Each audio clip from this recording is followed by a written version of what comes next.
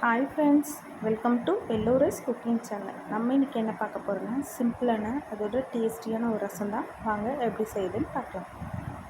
2 spoon மிளகு, 2 spoon சீரகம், ஒரு லெமன் சைஸ் புளி, 1 ஸ்பூன் மஞ்சள், ஒரு பூண்டு, ஒரு துண்டு இஞ்சி, கொத்தமல்லி, கருவேப்பிலை, 2 பச்சை மிளகாய்.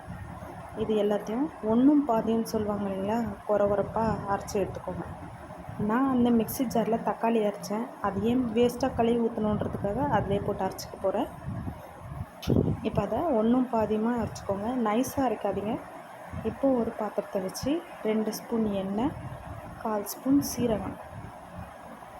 ரசத்துக்கு கடுகு போட்டு தாளிக்கிறத விட சீரகம் போட்டு தாளிக்கும் போது டேஸ்ட் இன்னும் நல்லாவே இருக்கும். அது ஒரு நல்ல மனம் கொடுக்கும். இப்போது 2லேருந்து 3 காஞ்ச மிளகாய், அது கூடவே நம்ம அரைச்சி வச்சுருக்கோம் இல்லைங்களா மிளகு சீரகம், அதையும் போட்டு அந்த பச்சை வாசனை போகிற அளவுக்கு நல்லாவே வதக்கிக்கோங்க.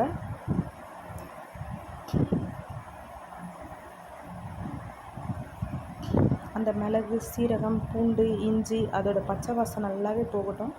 இப்போது 2 கொத்து கருவேப்பிலையும் அது கூட சேர்த்து அதையும் நல்லா எண்ணெயில் வதக்கிக்கோங்க. கருவேப்பிலை எண்ணெயில் வதங்கும் போது இன்னும் ஒரு நல்ல ஃப்ளேவர் கொடுக்கும்.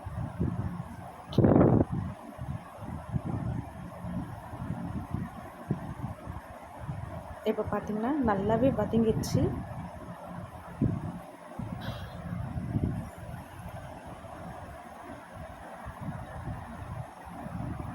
இந்த டைமில் நம்ம கரைச்சி எடுத்து வச்சுருக்கிற புளி தண்ணியை அது கூட சேர்த்துக்கோங்க.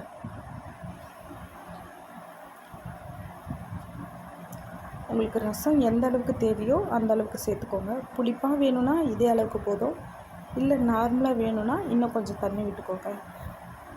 அந்த மிக்ஸி மூடியில் கொஞ்சம் ஒட்டி இருந்துச்சு, அதையும் அலசி ஊற்றினா தாங்க ஒரு திருப்தியாக கிடைக்குது. இந்த டைமில் உப்பு எப்படி இருக்குன்னு பதம் பார்த்து தேவையான அளவு உப்பு போட்டுக்கோங்க.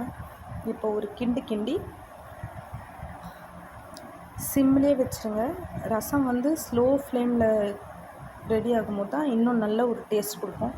ஹை ஃப்ளேமில் வச்சு அவசரமாக கொதிக்க விடாதீங்க. அப்போ தான் அந்த மிளகு சீரகத்திற்கு எசன்ஸ் எல்லாம் பொறுமையாக அதில் இறங்க ஆரம்பிக்கும்.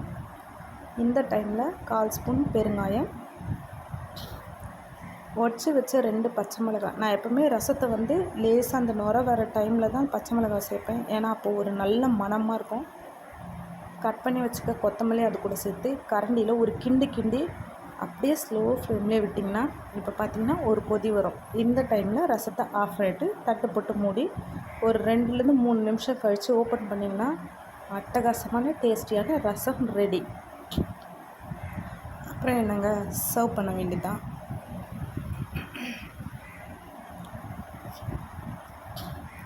சூடான சாதம், அது கூடவே கீரை பொரியல், கொஞ்சமாக எண்ணெய் கத்திரிக்காய், நம்ம செஞ்சு வச்ச ரசத்தையும் அது கூட சேர்த்து சாப்பிட வேண்டியதுதான். சேனல் பிடிச்சிருந்தால் லைக் பண்ணுங்கள், ஷேர் பண்ணுங்கள், சப்ஸ்கிரைப் பண்ணுங்கள். தேங்க்யூ.